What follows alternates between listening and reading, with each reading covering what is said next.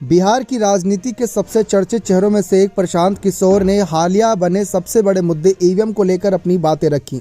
जी हां, ईवीएम को लेकर कहा जा रहा है कि ईवीएम में हेराफेरी की जा सकती है, ऐसा कई राजनीतिक दलों के आरोप है चुनाव आयोग और केंद्र सरकार के खिलाफ। इस पर प्रशांत किशोर से हाल ही में एक सवाल किया गया जब वह रजत शर्मा के शो आपकी अदालत में पहुंचे। वहां पर रजत शर्मा ने उनसे सवाल किया खुलकर कि ईवीएम में क्या कोई हेराफेरी की जा सकती है। प्रशांत किशोर ने कहा कि इलेक्ट्रॉनिक वोटिंग मशीन हेराफेरी की किसी भी संभावना से इनकार किया। हालांकि उन्होंने कुछ सुझाव दिए चुनाव आयोग को। उन्होंने सुझाव दिया कि चुनाव आयोग को प्रत्येक मतदान केंद्र से फॉर्म 19 और 20 को अपनी वेबसाइट पर डिजिटल रूप से अपलोड करना चाहिए।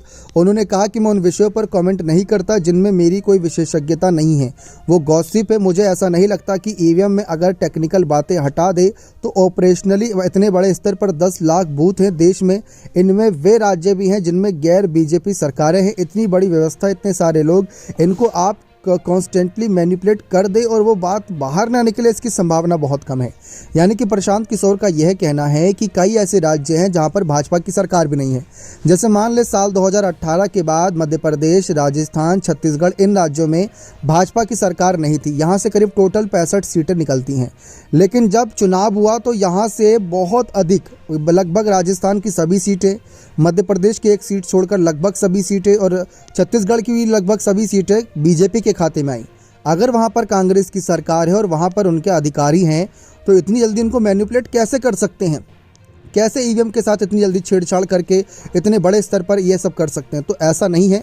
उन्होंने कहा कि अभी तक ऐसा तो नहीं है कि सर्वे में हम पा रहे हैं कि कांग्रेस को 40% आ रहे हैं और नतीजे 20% आ रहे हैं, तो उस पर सोचा जा सकता है। लेकिन जो आम साइंटिफिक सर्वे है, सही या गलत छोड़ दें, कहीं ये नहीं बताया जा रहा कि कांग्रेस या इंडिया को बहुत बड़ी बढ़त है। उन्होंने कहा कि मैं सभी सर्वे को मिलाकर बात कर रहा हूँ, आप इनकी एवरेज ही ले लें। पिछले 10 वर्षों के सर्वे से बिल्कुल उल्टे नतीजे नहीं आए, कहीं नहीं आए। अगर आए हैं तो बीजेपी के खिलाफ ही गए हैं। मुझे ऐसा नहीं लगता कि ये हेराफेरी संभव है। अगर है भी तो मान ले एक बार हुआ तो विकल्प क्या है?